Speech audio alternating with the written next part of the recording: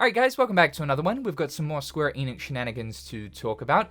This one though is a little bit more towards the negative stinky poo-poo side compared to the progress report update that we got about a week ago. Looking at that one, it was pretty positive, and that's a good thing considering that Square Enix news over the past sort of couple of years and updates towards the company haven't exactly been the greatest, right? But this most recent report pretty much told us that the company is up and things are relatively looking okay. It gave us an indication as to the pipeline for the company for the next coming years up until about 2027, 2028. Really, the only negative takeaway from that report was the mention that Square Enix by 2027 are aiming to have about 70% of their QA, which is the quality assurance side of things, so debugging and testing, all completed and operated by AI. So no longer requiring a bulk lot of humans to actually go in and test if things are working the way they should or things are up to standards. No, all of these tasks will be done by AI. It doesn't come as relatively new information, though the specific stat of 70% and QA is new. Square Enix did announce a couple of years ago that the company is going to start utilizing AI in certain different areas. Not so much pure generative AI, though this is a form of generative AI. They're not going to be using AI in the sense of content creation, more so as a means to make workloads a lot easier and straightforward, but this also means that it no longer requires a certain person to actually fulfill the task, so ultimately it's saving the company money. This doesn't come as a surprise, as, you know, most major companies and corporations right now are utilizing AI in some shape or form, especially because it means that a lot of companies now don't actually have to hire or employ people. It's a pretty depressing thought though, isn't it? Because it means less jobs. And it also means that for people who were previously in that position or that role, end up losing their job. And unfortunately, this is exactly what happened a couple of days after this progress report came out. Square Enix announced that a restructuring plan had taken place to consolidate overseas development and improve efficiency. This was put in place to strengthen their Japanese division of their games department, as this mainly affected their Western studios. Apparently, the layoffs affected all staff areas, so we're not just looking at one specific area of a studio, but apparently multiple. And it's been said that more than 100 people across both the UK and the US found out that they no longer have a job at the company. Now, we've got no idea if the integration of AI, and especially it ramping up throughout the company, has anything to do with this restructuring plan. Although it has been mentioned that the layoffs are affecting all areas of the company, I, for myself, over on social media, have primarily seen it affecting mainly looking at public relation positions, along with like stuff related to social media. In fact, actually one of my friends who had been working at Square Enix for the past 3 years was unfortunately laid off. But it is incredibly bad timing to announce only a couple of days before the layoffs took place that, yeah, the company is going to start really honing in on the AI use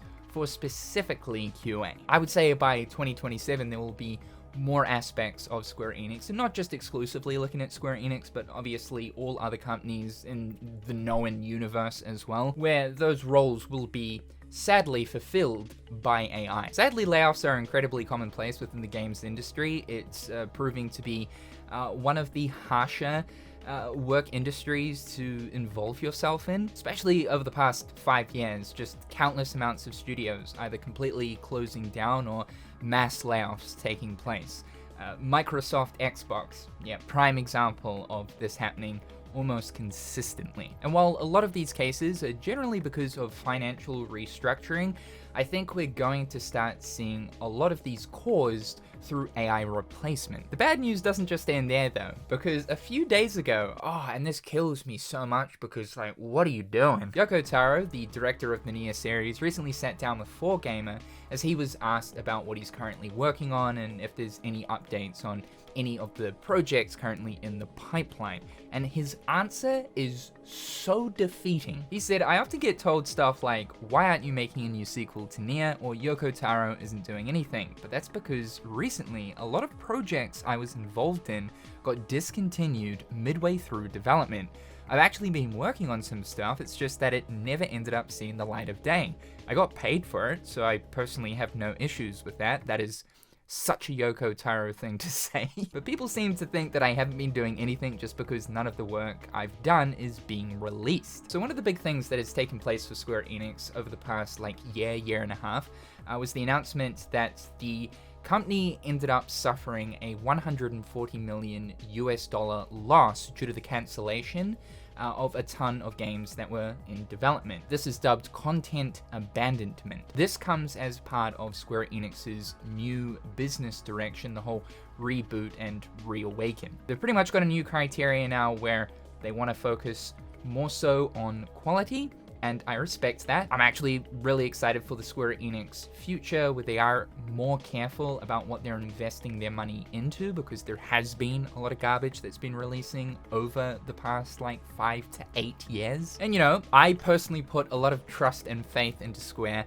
in regards to a lot of those projects that had been cancelled because they didn't meet the quality criteria. But to find out, to hear that some of that content was Yoko Taro related? There's been a few smaller things that Yoko Taro has worked on since the release of Automata back in 2017. Obviously, we've got the Replicant remaster, we've got Reincarnation, and there was that mobile card game thing or something like that. But otherwise, Square Enix has had this man locked in the dungeon for God knows what reason since Automata came out. What's crazy is Automata was like a commercial success. It broke Nier out of being this niche random 2010 game into what is essentially another mascot IP for Square Enix. In fact, I'd even go as far as to say that Nier Automata has had one of the biggest impacts from a Square Enix IP on the culture in modern times. And if Nier was getting, regular releases, yeah, this would absolutely be a pillar franchise of Square Enix. Here's the thing though, I don't think that any of these Yoko Taro projects that have been cancelled have anything to do with Nier. And I also don't think that this will have any impact on the development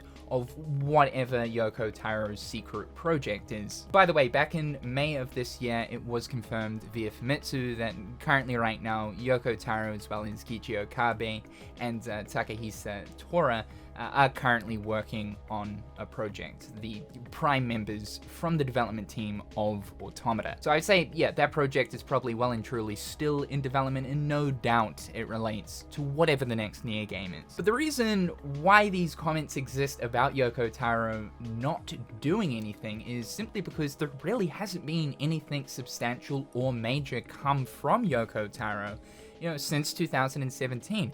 That's fast approaching 10 years. And I guess this answer from Yoko Taro directly answers that question as to what he's actually been doing for all of these years. There has been content he's been working on. It's just that, like Kingdom Hearts Missing Link, the higher-ups at Square Enix decided, Even if it isn't Nier though, this is incredibly disappointing because I think people just want more from the mind of Yoko Taro. He is absolutely one of the most peculiar and unique directors currently in the games industry. And the fact that he says a lot of projects as well, it's God damn, we could be bathing in some Yoko Taro goodness, man. Are we in the good timeline or are we in the bad time? I don't know! Just when I thought a Square Enix update is positive for once, literally 2 days later, some awful news comes out, and then a week after that, some even worse news. It's we just cannot catch a break! God damn it, dude. Shit! We were so close! That being said, I hope that next year we are provided with an update on what Yoko Taro has been working on, with hopefully a 2027 release just in time for the 10th anniversary of Automata. So yeah, sorry to hit you guys with a little bit of Square Enix slop today.